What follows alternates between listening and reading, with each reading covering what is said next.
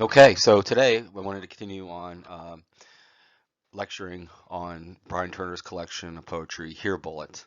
Today we're going to look at the end of this lecture, PowerPoint lecture, some of his poetry.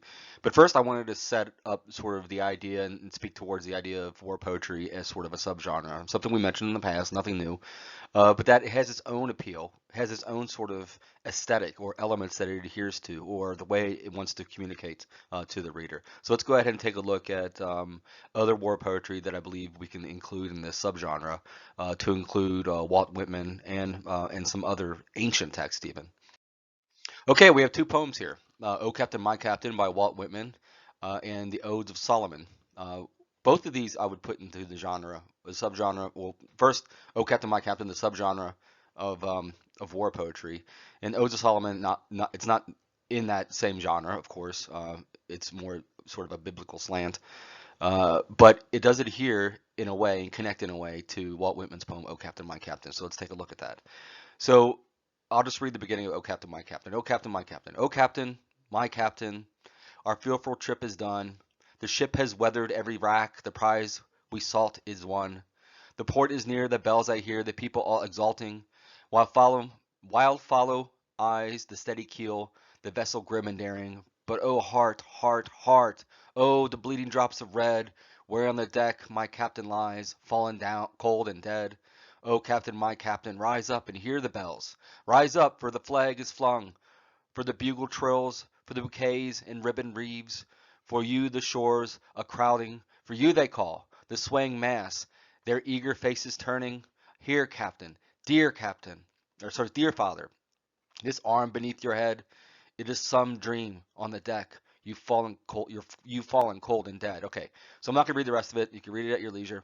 A testament and even a celebration of a fallen president, in this case, Abraham Lincoln, who, as you probably know, was the U.S. president who saw the beginning and eventual end to the Civil War in America. Walt Whitman, nicknamed the Bard of Democracy, so the Bard, sort of a reference, an allusion to Shakespeare, the Bard, who was nicknamed the Bard, is using a specific type of poetry to exalt a very public figure. Part of the structural elements of this poem is the use of O Captain, which changes, interestingly enough, from the OH in the poem's title, which is spelled OH. Part of the reasoning behind O is its ability to celebrate this nation's fallen father. We see that mirrored in the ode, a very specific type of poetry called ode, right? The official definition of ode is a single unified strain of exalted lyric verse directed to a single purpose and dealing with one theme. One of the distinctions of an ode too is the use of O, sort of a signal word that what you're about to hear or read is going to exalt or celebrate some place, something, or someone. In this case, it's a person, Abraham Lincoln. You can see that in the second century poem, Ode of Solomon, an ancient text, where the Lord is exalted with the repetition of O Lord. So we get O Captain, um, and then on the right hand side with the Odes of Solomon, we get the O Lord one, two, three or four times, four times. So exalting, celebrating, putting on a pedestal an individual for whatever reason. In this case, the Lord on the right side, and on the left side, what would have been the Lord or father of the United States at the time, Abraham Lincoln. This very specific type, we're gonna see this again later on um, in this lecture. The idea of exalting or celebrating is a specific type of poetry. Let's go ahead and look in the next poem. Okay, here we have another poem, World War One, Futility by Wilfred Owen, a famous World War One poet. So Wilfred Owen was a WW1 soldier and poet who eventually died in battle. Let's go ahead and read the poem, Futility. Move him into the sun. Gently its touch awoke him once, at home, whispering of fields half sown. Always it woke him, even in France, until this morning and this snow. If anything might rouse him now, the kind old sun will know. Think how it wakes the seeds, woke once the clays of a cold star. Our limbs to dear achieved, so dear achieved, our sides, full nerved, still warm, too hard to stir. What is it for this the clay grew tall? Oh, what made fatuous sunbeams toil to break or sleep at all? Okay, his writing, although it's in verse, reminds me of Randall Jarrell's in his stark treatment of the human condition here. Much in the same way we read Death of the Baltimore Gunner, where when he died, quote, they washed him out of his with a hose, unquote. Owen is moving a dead, or at least soon to die, body into the sun before moving to the second stanza where, like Whitman, he's allowing the speaker to celebrate or exalt this life-giving object, in this case, the sun, solidified in the final line of the poem. Oh, what made fatuous sunbeams toil to break earth's sleep at all? So you certainly can start to see a relationship and even a tradition that emerges between Owen and later Jarrell with their treatment of the dead, a poetic treatment adopted too by Brian Turner and Here Bullet. Interesting here too is the use of the word fatuous, something being silly or pointless towards the end of the poem. A word that is echoed back to the poem's title, futility, something that's pointless. In this instance, what is fatuous? What is futile within the poem? The direct and easy answer would be the human element of the poem, the hymn in the opening stanza. Move him into the sun. The hymn the speaker wants to give life to by moving into the sun, um, a thing to celebrate due to its ability to provide life, despite its inability or futility to do so in this instance. The soldier or marine of this poem will die. Okay, it's hard to speak about war poetry, especially in modern times, in modern wars, such as Vietnam, without speaking about the author Yusef Komunyakaa. Especially quintessential of his writing is Facing It. So let's go ahead and read this. Facing It. My black face fades, hiding inside the black granite. I said I wouldn't. Damn it. No tears. I'm stone. I'm flesh. My clouded reflection eyes me, like a bird of prey, the profile of night, slanted against morning. I turn this way. The stone lets me go. I turn that way. I'm inside. The Vietnam Veterans Memorial again, depending on the light to make a difference. I go down to 58,022 names, half expecting to find my own in letters like smoke. I touch the name Andrew Johnson. I see the booby trap's white flash. Names shimmer on a woman's blouse. But when she walks away, the names stay on the wall. Brushstrokes flash, a red bird's wings cutting across my stare. The sky, a plane in the sky. A white vet's image floats closer to me. When his pale eyes look through mine, I'm a window. He's lost his right arm.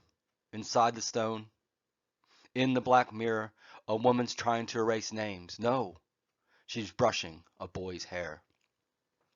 So, wow, powerful poem. A lot of great imagery.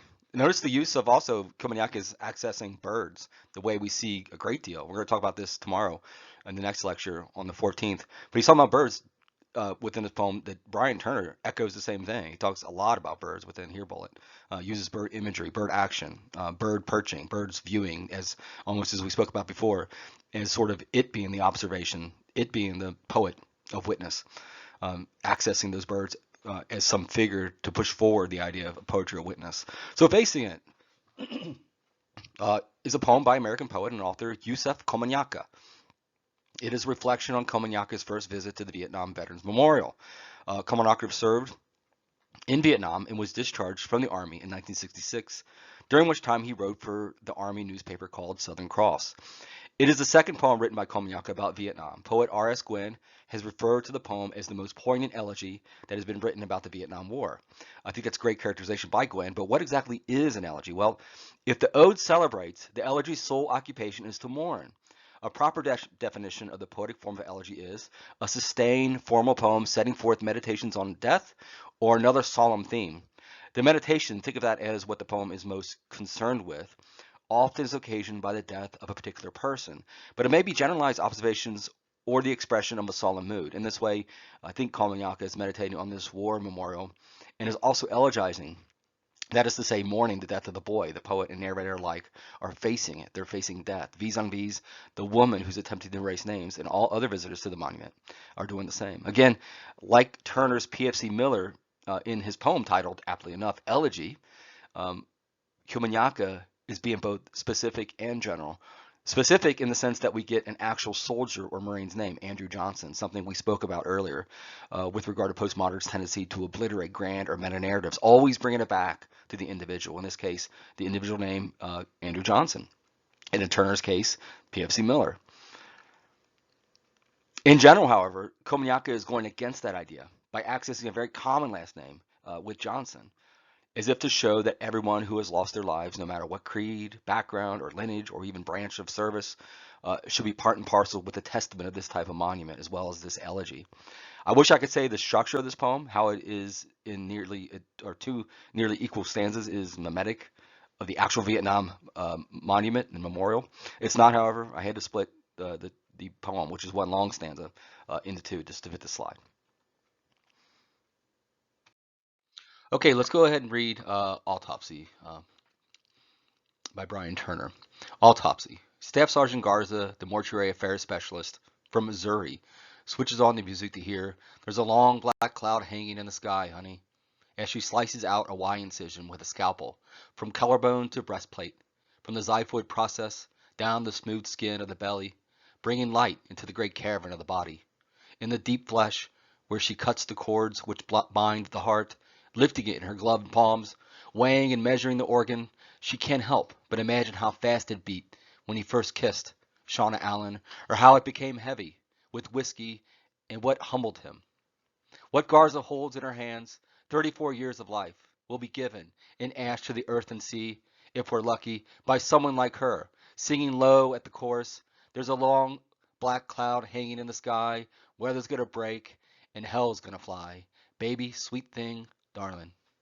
Okay, within the poem Autopsy, we are actually taken to a scene where an autopsy is literally taking place. Turner handles what could be a gruesome moment with grace and ease and astonishing poetics, if you think about it. Think of bringing light into the great cavern of the body in the deep flesh, where she cuts the cords which bind the heart, and relating the heart to various experiences the dead soldier would have faced during his lifetime, both the good and the bad moments. I think Turner's being sophisticated here too, with some of the language's double meaning. Think of the fourth line as she slices out an eye incision with a scalpel, and the tension that exists between the black imagery of the poem and the light of it. He does this throughout his collection. One could easily write an essay on that, the binary opposition of light and dark. We have have to interpret the Y incision as literal, an actual cut across the man's chest in a Y formation in order to perform an autopsy. But the Y incision is also reminiscent of the speaker allowing Staff Sergeant Garza to pose a question: why? Why do I have to continue to perform this horrendous act in order to discover the cause of these soldiers' death? Finally, we also get the attestation of postmodernity in the very specific use of the person's name here, Staff Sergeant Garza. The idea of postmodernism, right? Drilling down on the individual in this world, unlike Jarrell and Owen before him, who are practitioners of modern poetry, of modernity, not postmodernity, and therefore fail to mention specific names in the death of the Ball Turret Gunner and Futility, as well as protocols. Where they are perpetuating grand or meta narratives, Turner, in a postmodern stroke, is obliterating them. Okay, let's go ahead and read Repatriation Day. And we have the epigraph here. Shalom Cha at the Iran-Iraq border. Repatriation Day. The skeletons rest in their boxes, still slack-jawed 20 years later, as if amazed at their own deaths. I want to lie down among them, to be wrapped in sheets like flags of nations, banded in light and shadow. I want the Red Cross workers to lean over, so I can see the tired look in their eyes as she writes down my name. Okay, so fairly short poem, 3 stanzas, each with 3 lines, what's called tercets, right? 2 is couplets, 3 is tercets, 4 is quatrain. Okay, in Turner's poem, he's accessing events from the past. In this case, events that had taken place in Iran border town. Shalamacha is a town located in Khuzestan province, Iran. It is situated on the border with Iraq, northwest of Abadan. The town is one of the main sites of invasion of Saddam Hussein's Iraq in the Iraq-Iran War.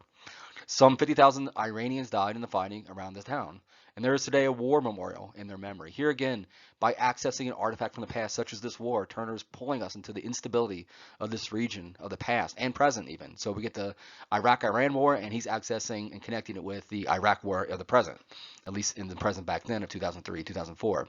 An interesting point of view for the speaker here too, whereby Turner is allowing the dead to speak again by using the I point of view, as we could see in the third tercet. We get, I want the Red Cross worker to lean over so I can see that tired look in her eyes as she writes my name down, or down my name. Repatriation, then, is the idea of the speaker being reintroduced to their native country also made apparent in the use of the imagery of the speaker wanting to be, quote, wrapped in sheets like flags, of nations banded in light and shadow. Turner's using the binary opposition of light and dark here too, most likely to deliver the opposing tension of this land, its leader, in the past and present conflicts. All right, so here we have, I wanted to talk about Najaf, 1820. Let's go ahead and read it, and then we'll speak about some strong points. Najaf, 1820. Camel caravans transport the dead from Persia and beyond, their bodies dried and wrapped in carpets, their dying wishes to be buried near Ali, where the first camel dragged Ali's body across the desert, tied to the fate of its exhaustion.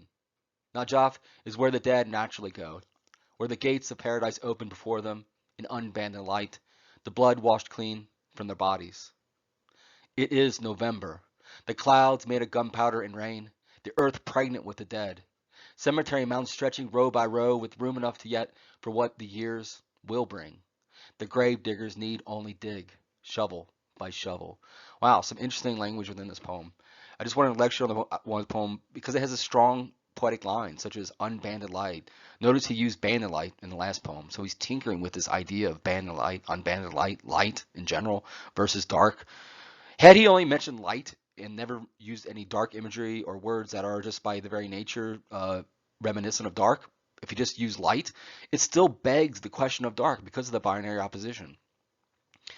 But here Turner is incorporating light balanced against the concept of death or darkness, and the quote, clouds made of gunpowder and ray. What an evocative image. And quote, earth pregnant with the dead. How haunting and macabre that image is. So vivid in the idea of mounds as graves protruding from the earth as if she were pregnant. So he's got some really interesting imagery going on here. Okay, final poem we're talking about today in Turner's Ferris Wheel. Let's go ahead and listen to it. The opening here we go. Ferris Wheel. And he has a epigraph here as well. Al-Sadir Tourist Complex, Mosul, Iraq. So what's the point of the epigraph, right? He's given us a geographical location. He's given us more information that he's not going to mention necessarily within the poem itself, right? So he's layering the information that he's delivering to us. Do we need it? Do we need to be geographically positioned to understand the complexity of the poem, what it's attempting to communicate? It's a large question that needs to be sort of addressed, and maybe there isn't an answer for it. But let's go ahead and read it and see if we can sort of address that. Ferris wheel. A helicopter went down in the river last night, hitting a power line slung a few feet off the water. They were searching for survivors and bodies from a boat. Capsized earlier, Americans and Iraqis both.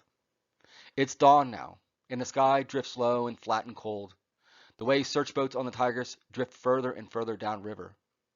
When Navy divers bring up the body of an Iraqi policeman, it will be a man we aren't searching for, and still another, later in the day, a college student from Kirkuk.